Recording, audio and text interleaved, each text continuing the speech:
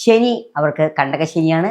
ചെറിയ കുട്ടികൾക്കാണെങ്കിൽ വിദ്യാതടസ്സങ്ങൾ, ബാലാരിഷ്ടതകൾ, മധ്യപ്രായത്തിലാണെങ്കിൽ ജോലിയിൽ പ്രശ്നങ്ങൾ, വാർദ്ധക്യത്തിലാണെങ്കിൽ രോഗദുരിതങ്ങൾ ഇതൊക്കെ വരാം.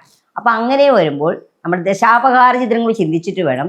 ദശ കഴിയുകയാണെങ്കിൽ, ദശ കഴിയുന്ന കാലമാണെങ്കിൽ ഒരു മൃത്യുഞ്ജോമം ശിവക്ഷേത്രം ചെയ്യുകയും ശിവക്ഷേത്രത്തിൽ ധാരാ പിൻവിളക്ക് മൃത്യുഞ്ജയ പുഷ്പാഞ്ജലി നടത്തുകയും 3 മാസത്തിലൊരിക്കൽ എണ്ണ കൊണ്ടോ തേൻ കൊണ്ടോ ധാര കഴിക്കുകയും ഇതെല്ലാം ചെയ്തു തന്നാൽ നന്നായിരിക്കും.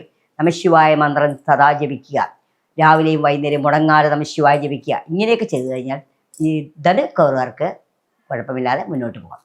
അടുത്ത രാശിയാണ് മകരൻ രാശി. മകരൻ രാശിയിൽപ്പെട്ട നക്ഷത്രങ്ങളാണ് ഉത്രാടം അവസാനം, തിരുവോണം, അവിട്ടാദ്യം. ഇവർക്കിപ്പോൾ വളരെ നല്ല കാലം. കാരണം വ്യാഴം നല്ല നേതൃസ്ഥാനത്ത് വന്നേക്കാണ്.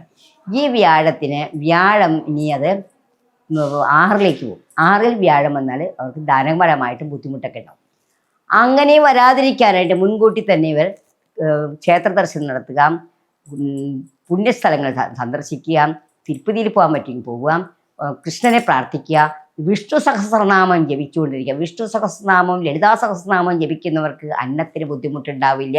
എപ്പോഴും ഭഗവാൻ നമ്മളെ സംരക്ഷിച്ചു കൊണ്ടിരിക്കും. ശരിക്കും പറയുകയാണെങ്കിൽ നമ്മൾ വിഷ്ണു സഹസ്രനാമം, ലളിതാ സഹസ്രനാമം ജപിക്കുന്നത് വളരെ നല്ലതാണ്. അതിന് പറ്റിയില്ലെങ്കിൽ ഓം നമഃ ശിവായ 108 പ്രാവശ്യവും ഓം നമോ നാരായണ 108 പ്രാവശ്യവും രാവിലെയും വൈകുന്നേരം ജപിക്കുക. അതോടുകൂടി സർവമംഗളമംഗല്യേ ശിവേ സർവാർത്ഥ സാധകേ ശരണ്യത്രംബികേ ദേവി നാരായണി നമോസ്തുതേ. ആ സമയമുണ്ടെങ്കിൽ ദേവി മഹാത്മ്യം 11ാം അധ്യായം വായിച്ചാലും വളരെയധികം നല്ലതാണ്. ഇനി കുംഭക്കൂറാണ്. കുംഭക്കൂറിൽപ്പെട്ട നക്ഷത്രങ്ങളാണ് അവിട്ടം അവസാനം, ചതയം, പുരുരുട്ടാതി ആദ്യം. ഇവർക്ക് ഇപ്പോൾ ഒത്തിരി സമയം മോശമാണ്. 6ലാണ് വ്യാഴം. പക്ഷെ അവരുടെ ഇതെല്ലാം മാറാൻ പോകുന്നു. അവർക്ക് ധനപരമായിട്ട്, സാമ്പത്തികമായിട്ട് എല്ലാം വളരെ 5ലേക്കാണ് വ്യാഴം. സന്താനങ്ങൾക്ക് ഉയർച്ച ഉണ്ടാവുന്നു. സന്താനങ്ങൾക്ക് ജോലി കാര്യങ്ങൾ ഇതൊക്കെ ഉണ്ടാവും. വിവാഹം നടക്കാത്ത കുട്ടികൾക്ക് വിവാഹം നടക്കാനും ഇതിനെല്ലാം വേണം. വിഷ്ണു ഭജനം നല്ലതാണ്.